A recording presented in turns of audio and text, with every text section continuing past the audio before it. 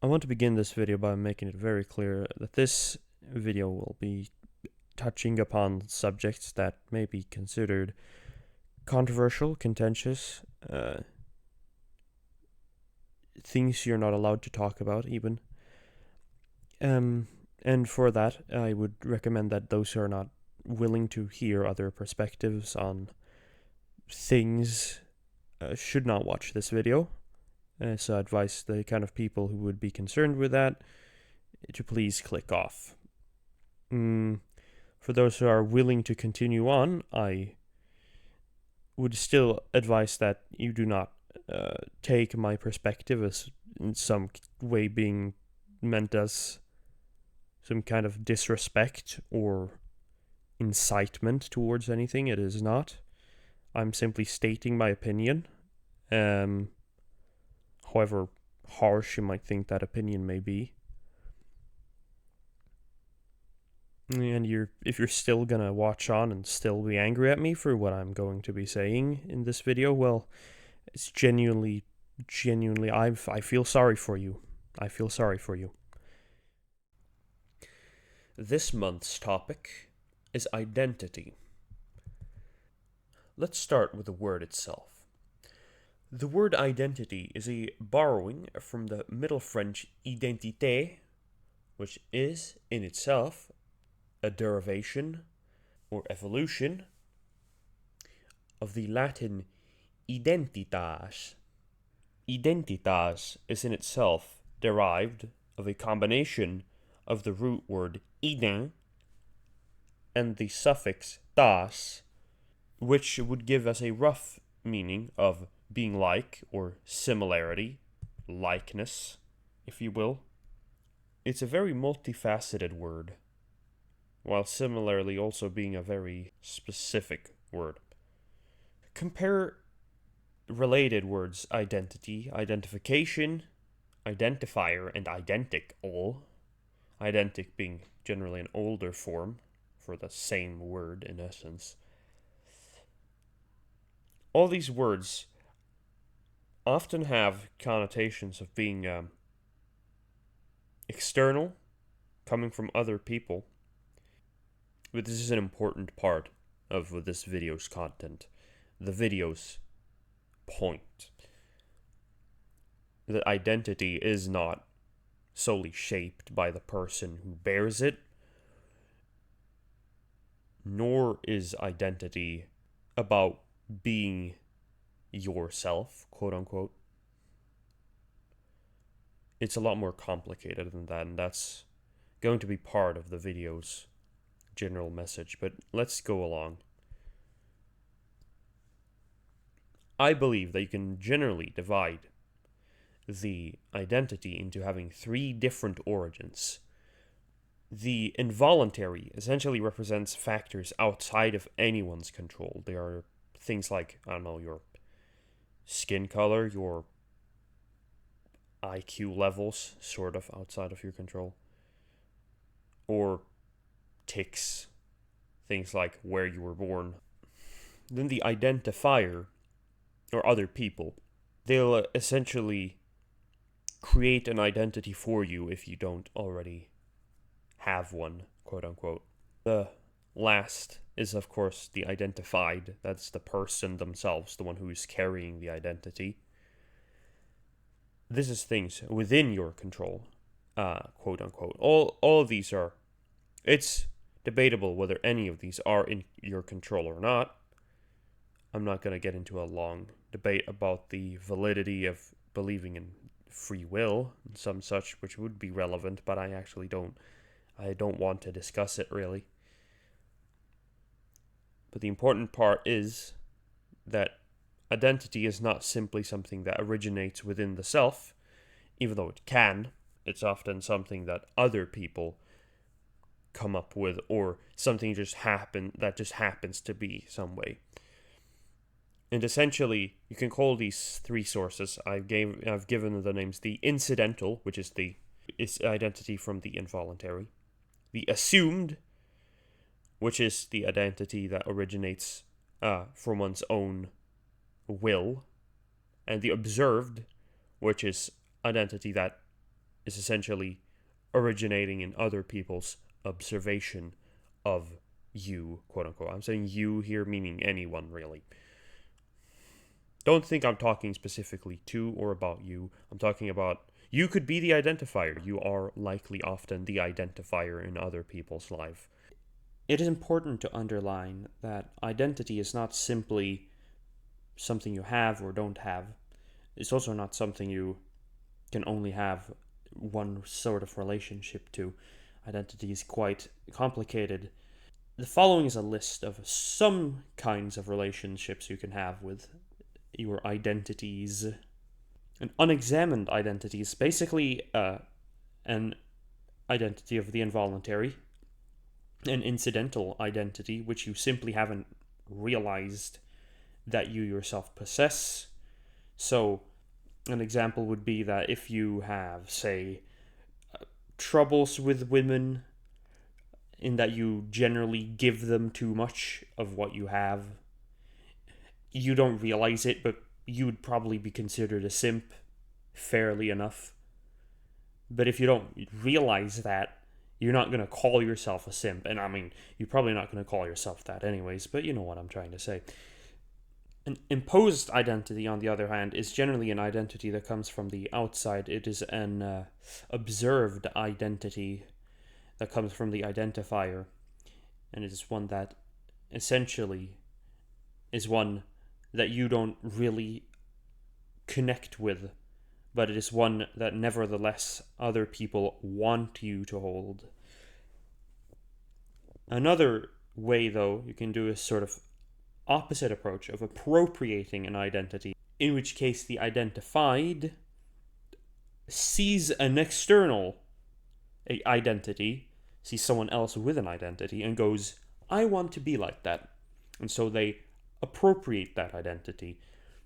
And on the other hand, an assimilated identity is sort of like the imposed identity, but it is one specifically that you identify with once it has been given to you. So say, if you're born in a certain country, I don't know, Romania, and other people will naturally go, oh, you're Romanian. And to start off with, you might not really be like, what does that mean? I don't really feel that way, quote unquote. But you'll eventually just, or in all likelihood, though not guaranteed, assimilate into that identity, will become Romanian, whatever you happen to think that actually means. I couldn't tell you exactly what it means, but it's just an example. Now, interestingly though, the dissociative identity is one we probably hear a lot about in psychology. It's one where you essentially are factually speaking someone who holds an identity, but you refuse to acknowledge it. The simp example from before. If you are objectively someone who engages in simp behavior, but you say, no, I'm not a simp, you're dissociative. You're dissociating with that identity. Not that it's necessarily wrong, because it is not a good identity to hold, but the way you're doing it is not a very healthy one. Lastly, for the examples I have, is a discarded identity. It's one that you will probably be identified with by others, by the identifier, but importantly, you don't actually follow the behaviors. The incidental aspect of identity is not actually present if the identity is discarded. An obvious example is, let's say you have an old friend you haven't seen in a while, and they used to smoke, and when you talk about them, you talk, they're a smoker. But when you meet them again, they tell you, I quit smoking 4 years ago. But you've not stopped calling them a smoker during that time. That would be a discarded identity, but people will still treat you as if you are that. Somewhat fairly, I will say. Identities are not easy to get rid of. That's also an important factor of this video, but you hopefully understand my point here. But generally, I drew these lines to generally demonstrate like the different ways you can sort of see identity. So basically, you can have identity that goes from the involuntary to the identified. That would be basically how do I say it? It's what you are doing but you don't realize. Whereas the other way is the from the identified to the involuntary. That's the other way around. You're just like, oh, I notice I'm doing this. Oh, I see. I'm this. That's the sort of thing I'm thinking about. And the arrows from the identifier to the identified going both ways is, of course, that you can observe other people and adopt identities from them, or they can impose identities upon you. So there's definitely a back and forth relationship with all these things. It's not simply a simple one-way street. Things ebb and flow back and forth. Identity is very mutable, and that's important. Because really, what is the point of identity? And I think the point of identity is more so for simplicity and ease of communication. But it is it's not an exhaustive thing. It is also not very ultimately useful, I would say, in terms of understanding both yourself and others. It is quite difficult to really understand someone by simply knowing, like, their quote-unquote identity. It's like, I don't know, they're a Muslim man in his 20s who lives in Abu Dhabi, I don't know. He doesn't like, you might have an idea of who he is, but really that does not speak much to who he is. That man could be a vast number of different things, and if you think you know who that is just by that description, I'm sorry, but like, no, likely you're quite wrong. You're likely not right about who he is. You might be right. You might be, but it is not a likelihood that you're right, because people aren't so simple that you can just describe them based on their identities. I'm going to make a distinction here, though, between identity and character. Identity is like a grouping, a classification. Remember back to the linguistics part. Identities don't describe how a person acts in any meaningful sense. It only describes what category they belong to. And sure, you could say like things like optimistic and pessimistic and stuff like that. But even then, there's like also simplicities in that. And sure, when you have enough identities accumulated, you get like a person, quote unquote. But even still, it takes a long while. Character is what I describe as a better word for like who you really are. Character describes what you do, how you do it, why you do it, and so on and so on. Identity only really describes sort of what you are in sort of a seeming sense. It's not super objective. Like, what's an example? The identity of, like, chef. If that's your job title, that could change when you get fired. Does that mean you're now a completely different person? No, because what you have underneath, what I would call your character, is still the same. Your character remains while your identity changes. So, of course, I shouldn't say that character is unchanging, by the way. That's not exactly what I'm trying to imply here. Identity is just like an objective label of... Okay, it's not an objective label. It's a label of what you are, I suppose. Character is who you are. Does that make sense? I hope it does. So, in contrast to what you might have thought from my previous statements in the video, I don't actually think identity is unimportant. What I do think, indeed, it is not as important as you might think it is, but it still does matter. Why does it matter? Well, it matters because it's fundamentally about belonging. While character is about who you are on your own and what you do, you will always have character, no matter if you're a completely alone on an island or surrounded by other people. Identity is fundamentally what your relationship to other people is. That's what identity really boils down to. Whether or not you're in the group or out of the group, you're still being identified. You're still given a character, quote unquote, by your relationship to other people. Identity is also important because, of course, you can't treat your friends just like a bunch of identities rolled into a physical form. That becomes a problem though, because strangers obviously don't work like that. You can't simply know a person's character just from looking at them.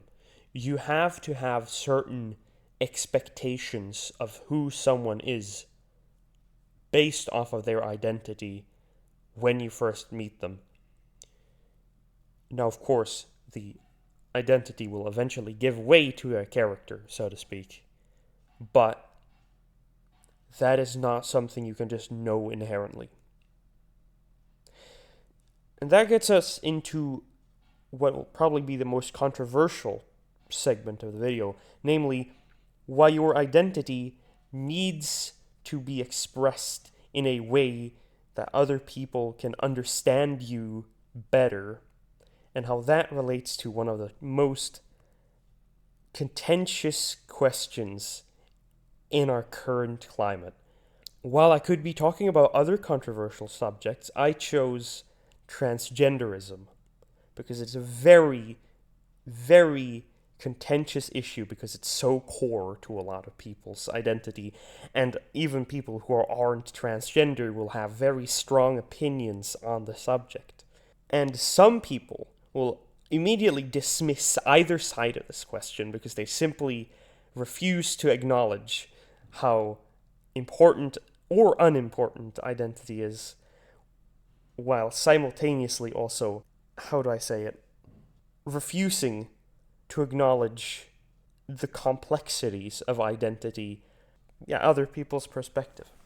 What is transgenderism? Well, ideally, though it does unfortunately appear not always, transgenderism is a incongruence between one's sense of sex, one's gender, which are not interchangeable terms, and that's important as well, but let's not get ahead of ourselves, with one's physical form.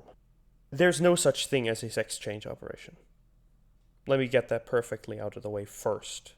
There is no currently effective means to change your sex, because sex, contrary to fucking whatever you've heard about, my hormones, my chromosomes, blah blah, no. Sex is literally and only ever the gametes that you produce. Males, we're talking about humans here, produce sperm, females produce eggs. That's literally the entire definition of what a male and female respectively are.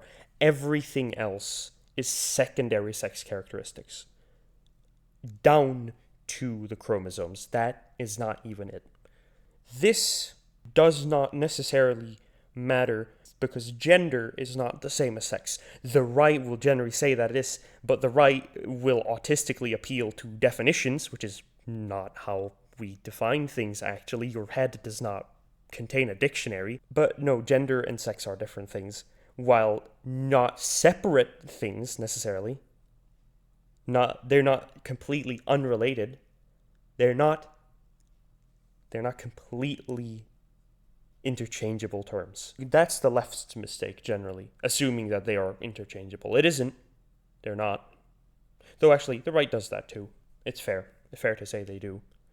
In no small part because of the left being so utterly and blatantly unwilling to acknowledge that biology matters or exists. Male and female are not the same as man and woman. Man and woman are gender. They're sociological concepts. No matter what your dictionary says, by the way, the dictionary is not for establishing what words mean. If you think that's what a dictionary is, no, that's not what its point is. The dictionary's job is to find out what words are used to mean, not telling you what they mean. Now, you might think that's a distinction without a difference, but I don't think that's how it works. But why does this matter that these are different concepts? Well, because while these connections exist, these are not arbitrary. There is a strong correlation between man and male and woman and female. These are not the same, but they are associated with each other. The traits that generally correlate with being male are the traits we would also correlate or think of as being the trait of a man. Now, this matters because, frankly, those who say that, it's self-determined, they're wrong. Gender is not self-determined. Gender is, in fact, almost completely socially determined. There's little you have to say about what you are that will be respected by other people just by you saying it. They also don't recognize that you are something just by your will. If your will is not manifest in what you are, how you act, what you look like, then it doesn't matter how fucking strongly you feel about it. You are not, in the eyes of the public, of other people, that thing. And for that reason, passing is key. If you're not passing, it doesn't matter what you feel inside. Other people, while they might want to respect you if you tell them, they're not going to automatically respect it because they don't know it. They can't know things intuitively. We don't have the ability to read other minds. Which is why it is crucial, if you actually want to be acknowledged for what you feel like you are, to actually present yourself in a way in which others can actually see you as that thing. This might not be any news to you. It probably isn't. But I see so many times where people are like, I do this, but people treat me like this. And it's like, well, of course, because that's what they expect of someone who does this and looks like this and acts like this. It isn't magic. We can't read minds. We have to have standards for what someone of a certain identity acts like. Because if we don't, we can't understand each other. Identity is important specifically because it makes things easier. Especially for strangers, for other people that you do not already know. Now, I'm saying this not because I hate you, nor because I love you. I don't know you. You're just a stranger. I'm just telling you this because it is better to have knowledge that makes you feel bad than to wallow in ignorance, which will probably make you feel even worse in the long term.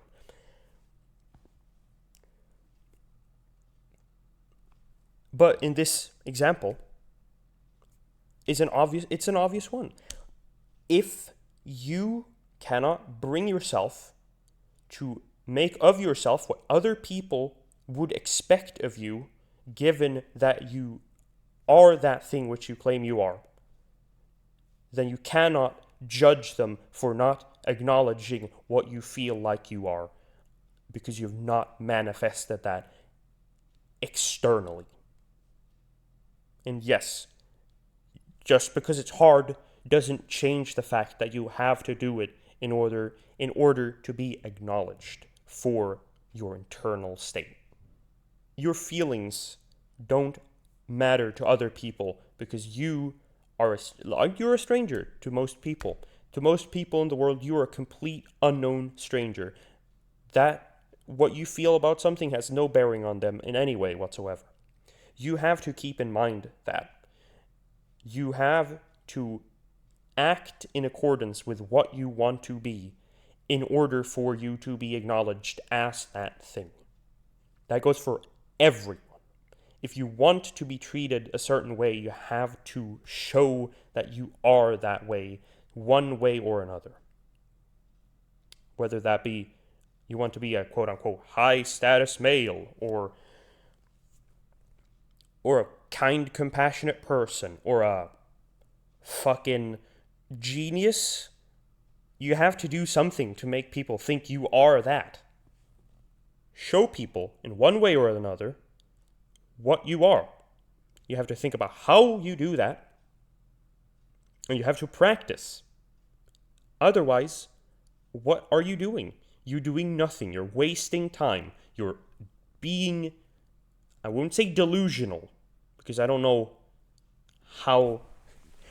you, but you are being conceited. And I'll leave it at that.